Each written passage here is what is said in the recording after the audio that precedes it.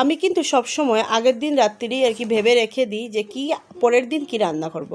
তো তোমরাও কি এটা ভাবো নাকি? তো hello everyone, welcome back to our channel. আশা করি আপনারা সবাই ভালো আছেন। এই যে আমিও কিন্তু বেশ দারুণই আছি। হ্যাপি লাইফ ডেলেতে আপনাদের অনেক অনেক ওয়েলকাম। সো এই যে আজকের ব্লগটা এখান থেকে শুরু করলাম। আগের দিন ওই যে বলছিলাম, আগের দিন রাত্রিরে যদি ভেবে রাখা যায় তাহলে পরের দিন কিন্তু রান্না করতে একটু ইজি হয়। নাহলে ওই রান্না করে ঢুকে ভাববো রান্না করব, সেটা করতে করতে আমার কেন জানি না। আর আমি সবসময় ঘুম থেকে উঠেই মানে একদম ভেবে নিই কোনটা কী করব কোনটা কী না করব। তাহলে এরকম করলে না কাজবাজগুলো না একটা লাইনে হয়। তাহলে এই একটা করব ওই একটা করব, এটা আমার দ্বারা হয় না। জানি না সবেরই সমান না। একটা শিডিউল করে নিলে দেখবে একটা তাড়াতাড়ি মানে হুটোপাটাটা কম লাগে। আর আমাদের তো ডেলি হুটোপাটা তবু থাকে না। যেমন আজকে যেমন আমি এই কাপড়টা ধোবো, আমি আজকে ধোবোই। আজকে যদি আমি ওইটা করব তাহলে করবো, এরকমভাবে আর কি। তো এই যে রান্নাবান্না কমপ্লিট করলাম। আজকে রান্নাবান্না শেয়ার করছি না কি গরমটাও কমছে না। আর এই মোবাইলটা না আমার একটু যে মোবাইলের স্ট্যান্ড আছে ওইটাতে লাগালে না একটু স্ট্যান্ডটা এমনিতেও ভেঙে গেছে। আর মোবাইলটা একটু হেভি আছে বলে না একটু প্রবলেম হয়। তাহলে আমি স্ট্যান্ডে লাগাতেও পারি না। আর বুঝতেই পারছো এখন নতুন মোবাইল কয়েকদিন একটু যত্ন তো থাকবেই। তো এই যে এখন মানে সব কিছু বাসন মেজে নিয়েছিলাম নাকি না নেই নাকি জানি, মনেও পড়ছে না। তো এই যে ইয়েটা আর কি রান্নার জায়গাটা একটু মুছছি, আর ওইটা গ্যাস ওভেনটা একটু মুছে দেবো। আমার এই গ্যাস ওভেনটা যেহেতু একটু ঠান্ডা না হলে মুছা যায় না, আর রান্না করতে করতেও মুছা যায় না। এটা কিন্তু একটু মানে ফেটে যাওয়ার একটু ভয় থাকে। আপনারা যারা যারা এই গ্যাস ওভেনটা ইউজ করবেন মানে প্লিজ, আমি অনেকটাই ইয়েটা দেখেছি যে নিজের কানেও শুনেছি প্লাস দেখেওছি, যে মানে মোবাইলেও দেখেছি আর নিজের কানেও শুনেছি, এইগুলো কিন্তু বেশি একটা গরম হয়ে গেলে ফাটার একটা চান্স থাকে। তার জন্য ঠান্ডা হওয়ার সাথে অনেকের আছে না, যেমন আমিও যেমন আছে না, যেমন রান্নার সাথে সাথে একটু সাইডগুলো মুছলাম, এগুলোতে কিন্তু এটা কিন্তু একটু রিক্সি হয়ে যায়। তো এরকম না করাটাই বেটার। আর অল্প পরে মুছলেও বাকি, এত তো আর একদম তাড়াহুড়ার কিছু নেই যে এখনই মুছে নিতে হবে। তো এই যেগুলোকে এখন একটু ঠান্ডা হলো, আমি কাপড়গুলো ধুয়ে আসলাম। তো বাসন মাজিনি, কিন্তু এখন ভিডিওতে দেখে বুঝছিলাম যে বাসনটা আমি মাজিনি, বোঝা হয়ে গেল। নাহলে তো মানে ভুলেই গিয়েছিলাম যে বাসন আমি মেজে নিয়েছি ভাবছিলাম। তো এই যে আমি কিছু বুঝি না, ডেইলি মুছা হয়। ওই যে রান্না করা হয়, তেলের যে একটা ছিটকেটা পরে পরে পরে পরে তেল একটা ভাব হয়ে যায়, কীরকম লাগে, বাজে লাগে দেখতে। দেখবেন যতই আমার না মানে আমি হতে পারি এত মানে গুছগুছানো না, কিন্তু আমার কথা হলো আমার ফ্লোরটা ক্লিন হতো, হাঁটলে যাতে পাটা একটু শান্তি থাকে, বা মাটি মানে ঘরটা ডেলি মুছা হতো, রান্নাঘরে গ্যাস ওভেনটা একটু ক্লিন হতো, তাহলেই হয়ে যায়। ওই কাপড় চোপড় গুছানো আমাদের সবসময় হয় না। এখন বাজে পুরো রাইট 12:30। পুজো দেবো আর তারপরে উঠে ভাত বসাবো। স্নানের কাপড়ও ধুইনি, তারপরে এমনি ঘর দোর মোছা সব শেষ, স্নান তো করে নিয়েছি। আর কী বলে এটাকে, এই নতুন নাইটিটা যেটা একদিন লাগিয়েছিলাম সেটাকে আর কি একটু গলাটা আর কি একটু পাশে মানে বৌদি আছে, বৌদির কাছে আর কি দিয়েছিলাম। বৌদি যেহেতু কয়েকদিন মানে একটু বিজি ছিল, তার জন্য। আর যেহেতু চুড়িদার উদার ছিল, তো তাই বললাম ঠিক আছে চুড়িদার উদারগুলো সারো, তারপরে আমার ওটা দেবে। তো একটু স্যার গলাটা না মারিয়ে আনলে না প্রবলেম হয়। হাতে মারলেও হয়, কিন্তু মেশিন মারাটা আলসি লাগে হাতে মারতে। মেশিনে ইয়ে করে দিই। আর সবসময় আমি তো সব কিছু ইয়ে করি, তো মানে সেলাই করি, তো আর অতটা মানে অতটা আমার থেকে এত বেশি একটা নেও না, মানে পাড়ারই তো। তো সো এই যে এখন পুজো দিতে বসলাম। বাসন আগেই মেজে নিয়েছি, জানোই আমি আগে বাসন মেজে নিই। ঠাকুর বাসন নোংরা হলে আমার ভালো লাগে না, একটু পরিষ্কার করে মাজি, তার জন্য। তো এই যে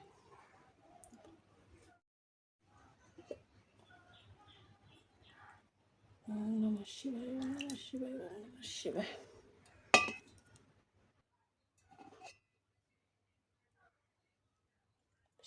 ওম নমঃ শিবায়, ওম নমঃ শিবায়, নমঃ শিবায়।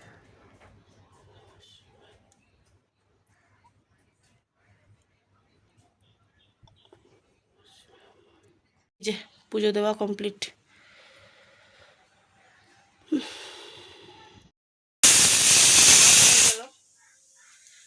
সিলিন্ডার থেকে বন্ধ করে যেতে বেরোবো। আর এই যে চানাগুলো রোদে দিলাম, লাবো কালকে আবার রোদে দেবো।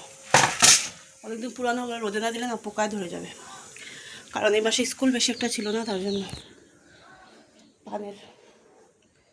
পানের কৌটো ধুলাম, কাজের শেষ নেই। এই যে মামামকে নিয়ে আসলাম। কি কিনলি এটা? ঢঙ্গ মঙ্গ সবসময় একটা লাগে। বলেছিল মানে সকালে লাগছিল যে রৌদ্র বোধ দেবে না, মেঘ করবে, এখন দেবো কতটুকু রৌদ্র। নে ছাতা নে, যা যাবে তাড়াতাড়ি দাদাই করে, তার জন্য। এই যে পুজো দেওয়া কমপ্লিট। পুজো দেওয়া কমপ্লিট করে এখন বাসন মাজবো। বাসন মাজবো, তারপরে রান্না বান্না করবো। আর এই যে চানাগুলো রোদে দিলাম, ঘরে এসে ভাত বেড়ে নিয়েছি। এখন তো বাজে পুরো আড়াইটে বাজেনি, 25।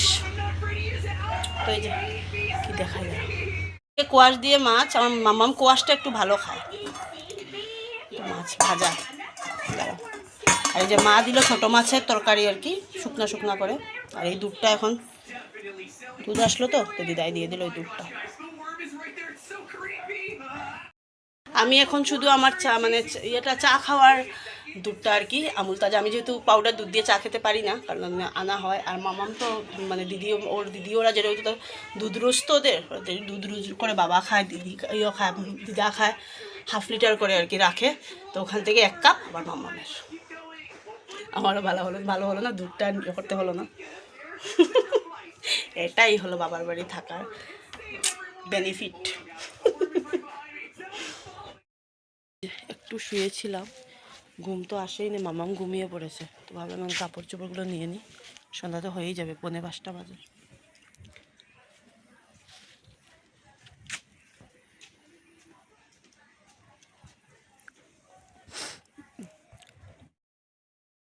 এখন বাজে 7:15 আর আমি গুড ইভিনিং বলছি চানার সাথে।